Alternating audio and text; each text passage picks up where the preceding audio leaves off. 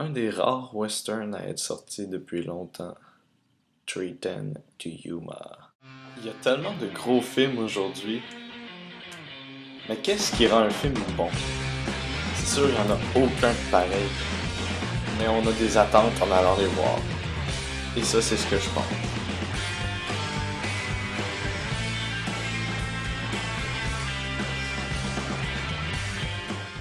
En fait, le titre de la version française, ce serait 3h10 pour Yuma, mais j'ai une certaine allégeance envers les titres originaux, alors pour moi, ce sera 310 to Yuma.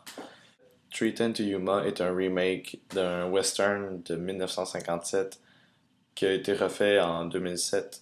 Alors, le film est réalisé par James Mangold. Pourquoi tous les réalisateurs ont le prénom de James? Il met en vedette Christian Bale dans le rôle de Dan Evans et Russell Crowe dans le rôle de Ben Wade. Dan Evans, qui est joué par Christian Bale, est un fermier, père de famille, un vétéran de la guerre qui a une jambe amputée, donc une jambe artificielle. Et Ben Wade est un chef de bande dehors la loi. L'histoire en gros, Ben Wade se fait capturer dans une petite ville et là un groupe de personnes, des volontaires, doivent l'amener à la gare la plus près pour qu'il prenne le train de 3h10 vers Yuma où il sera enfermé et éventuellement pendu. Evans fait partie du groupe à cause de la prime de 200$ pour ceux qui vont aider à amener Ben Wade au train. Et il lui faut cet argent-là parce que sa ferme est sur le chemin d'une future rail pour un chemin de fer. Et la compagnie qui produit ces trains-là est assez entêtée à prendre le terrain de Dan. Les deux personnages sont vraiment très aimables en fait. Dan est un peu misérable. Il fait pitié par moments et Ben Wade, lui, c'est le bandit que tous les petits gars ont voulu être quand ils jouaient au cowboy. Il y a vraiment du style.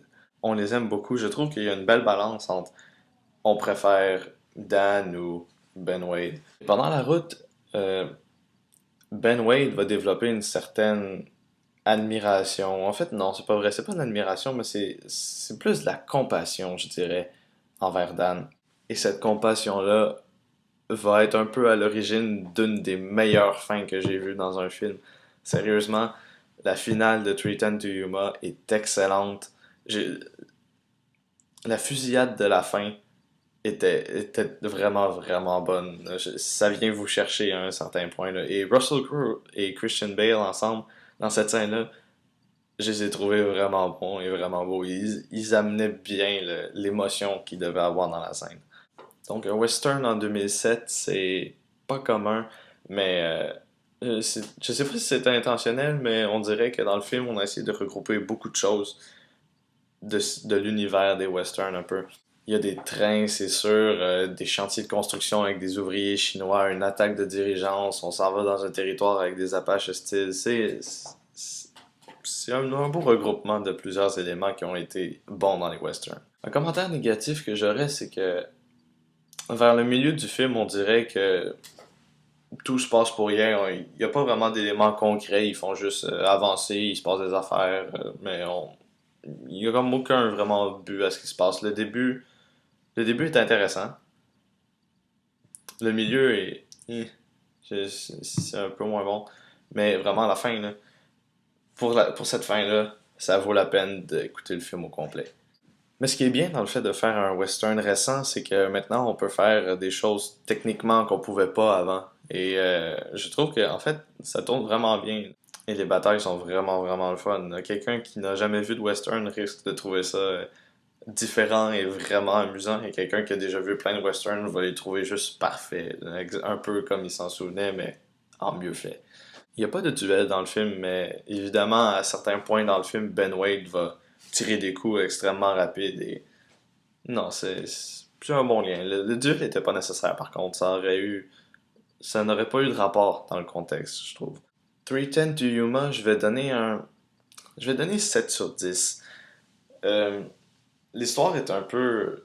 L'histoire est bonne en fait, mais je trouve que le milieu de l'histoire est un peu lent et pas assez concret. Mais la finale est excellente. Russell Crowe et Christian Bale ont vraiment été bons. J'ai aimé la chimie entre les deux personnages au cours du film.